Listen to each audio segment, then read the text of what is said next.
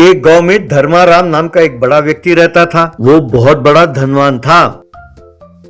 वो नेक दिल इंसान था। जो भी उससे सहायता मांगने के लिए आता वो उनकी सहायता करता था। धर्माराम के बेटे का नाम था प्रशांत किशोर। वो बहुत समझदार था। वो पिताजी के बिजनेस को संभालता था। धर्माराम ने गांव में बहुत सारे अच्छे काम किए थे। उसने अस्पताल, bus shelter, water tanks, school, सड़कें, ऐसे बहुत सारी चीजें बनवाई। उसमें राजनीति में भाग लेने का बहुत शौक था। ये जानकर एक पार्टी ने उसे एमएलए का टिकट दिया। एक दिन प्रशांत किशोर, हमें राजनीति में जाने की क्या जरूरत है पिताजी? अगर लोगों की सेवा ही करनी है तो उसके बहुत सारे मार्ग हैं। मेरी बात मानिए पिताजी, आप इस मुकाबले में भाग ना लें, आप नहीं जीतोगे। तब धर्माराम, ये क्या कह रहे हो बेटा? मैंने गांव में इतने सारे अच्छे काम किए हैं और मैं नहीं जीतूंगा? तुम एकदम ना समझ हो बेटा, तुम कुछ नहीं जानते। तब प्रशांत किशोर, पिताजी मैं राजनीति में नहीं हूँ, लेकिन ये नेता और लोग कैसे सोचते हैं मैं अच्छी तरह जानता हूँ। आपका हारना एकदम पक्का है, चाहे तो आप लिख के रख लो। उसके प्रतिद्वंदी ने झूठे वादे करके लोगों को विश्वास दिलाया। उसने पैसे और शराब दिल खोलकर बांटा। चुनाव हुआ। धर्माराम चुनाव में बुरी तरह से हार गया। घर में दुखी होकर धर्माराम बैठा था। बेटा आकर पिताजी का हौसला बढ़ाने लगा। तब धर्माराम, तुमने सच कहा था बेटा, पर मैंने ऐसा क्या गलत कर दिया जो इतनी बुरी तरह से हार गया? मरने से पहले कम से कम एक बार मैं असेंबली में कदम रखना चाहता हूँ। लगता है कि मेरी इच्छा नहीं पूरी होगी।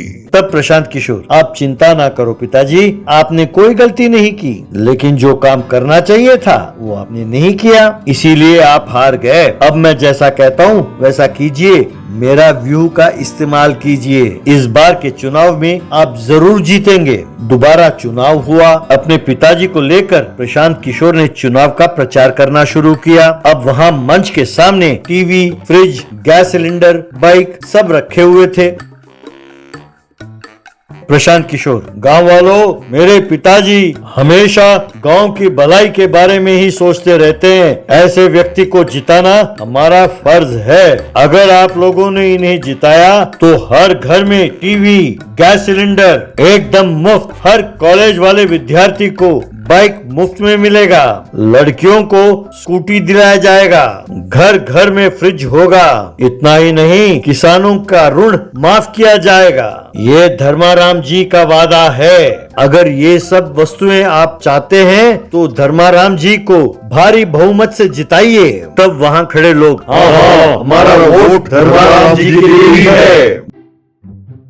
बाद में काउंटर लगाकर प्रशांत किशोर ने लोगों में पैसे और शराब बांटा। चुनाव वाला दिन आया। उस चुनाव में धर्माराम की भारी बहुमत से जीत हुई। ये देखकर धर्माराम बहुत खुश हुआ। कुछ दिनों बाद सब गांव वाले धर्माराम के घर आए। प्रशांत किशोर भी वहीं था।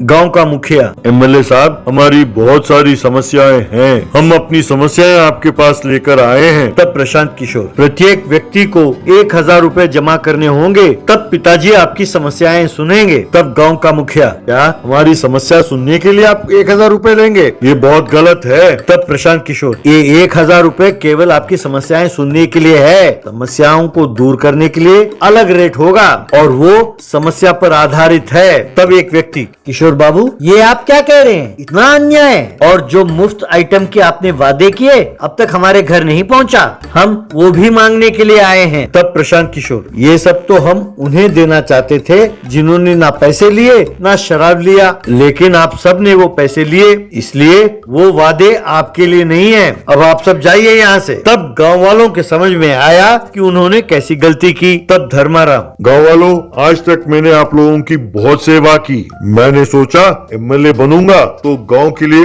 और भी बहुत अच्छे काम करूंगा, लेकिन पैसे और शराब के लालच में आप लोगों ने मुझे हराया और आप लोगों ने मुझे भी तभी जिताया जब मैंने आपको शराब और पैसों की लालच दी और झूठे वादे किए। आप जैसे विश्वासघातों की मैं सेवा क्यों करूं? आप समझते हैं कि पैसे लेके वोट डालने का हक आपको है, पर जो चुनाव जीतेगा वो ईमानदारी से आपके लिए काम करेगा। ये काम नहीं चलेगा। जो पैसे लेकर चुनाव जीतेगा वो ईमानदारी से काम कैसे करेगा? ये आपने सोच कैसे लिया? अब आप लोग जाइए यहाँ से, मुझे आपसे कोई काम नहीं है। यूं कहा गुस्से में। तब गांव का मुखिया, महाशय हम अपनी गलती जान गए हैं। हम जान गए हैं कि झूठे लालच में आकर हम खुद ही अपनी जिंदगी को तबाह कर रहे हैं। आज से हम अपना वोट नहीं बेचेंगे, हमें क्षमा करें। यूं कहकर सब गांव वालों ने प्रणाम किया।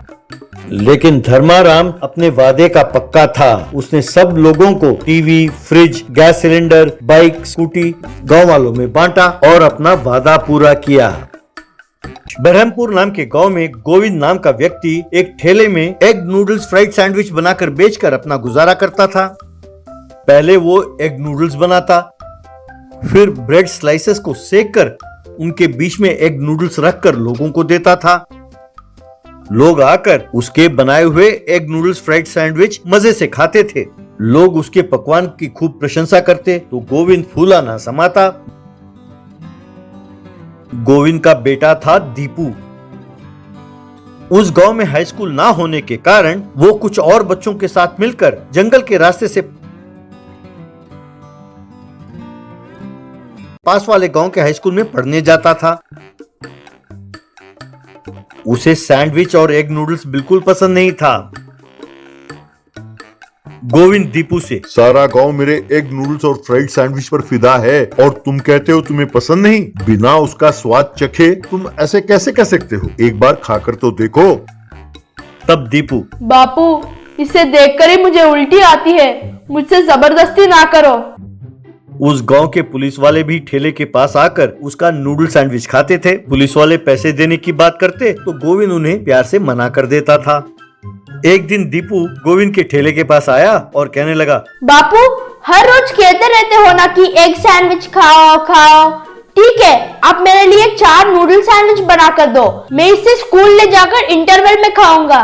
खुशी के मारे गोविंद, क्या सच कह रहे हो बेटा? अरे वाह बेटा, तुम एक बार खाकर देखो, बस जिंदगी भर मजे से खाओगे। कहकर उसने सैंडविच का पार्सल बनाया और दीपू को दिया। उसे लेकर दीपू वहां से चला गया। इस तरह दीपू हर रोज गोविंद के पास आकर उससे सैंडविच लेकर जाने लगा।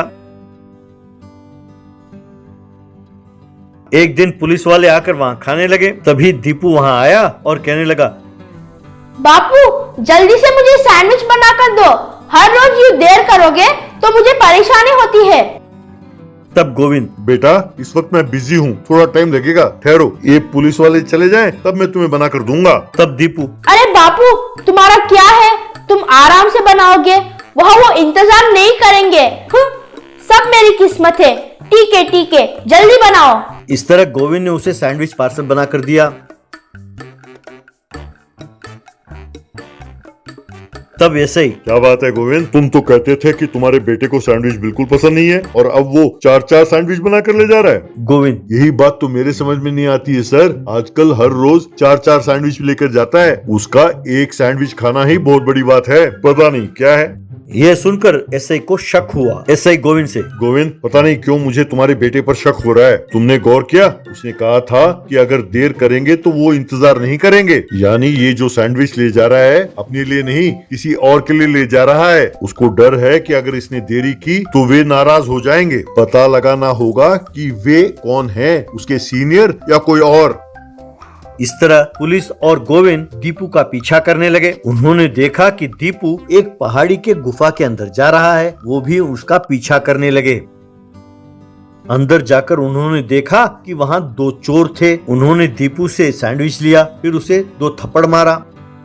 उनमें से एक चोर, अरे यूं हर रोज देरी से आते हो? हाँ? कल से अगर तुम्हारे आने में देरी हुई या तुमने हमारे बारे में किसी को बताया तुम्हारी जान ले लेंगे, खबरदार। कहकर सैंडविच खाने लगे।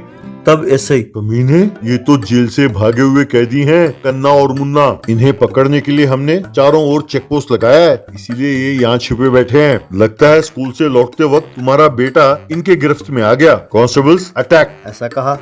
बस पुलिस ने उन दोनों को चारों ओर से घेर लिया और उन्हें खूब मारा, फिर उन्हें ले जाकर जेल में डाल दिया।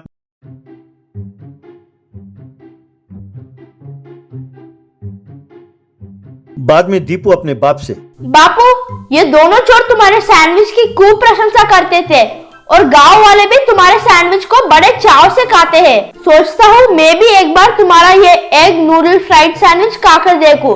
मुझे एक सैंडविच देना बापू। तब गोविंद ने खुश होकर उसे एक सैंडविच दिया। उस सैंडविच को खाते हुए दीपू, डियर फ्रेंड्स, ये कहानी आपको कैसी लगी? अगर आपको ये कहानी पसंद आई तो इसे लाइक और शेयर जरूर कीजिए। और हाँ, ये सैंडविच वाकई बहुत स्वादिष्ट है। अगर आप में से किसी ने पहले ही एग नूडल्स फ्राइड सैंडविच खाया हो तो कमेंट बॉक्स में उसके बारे में जरूर लिखें।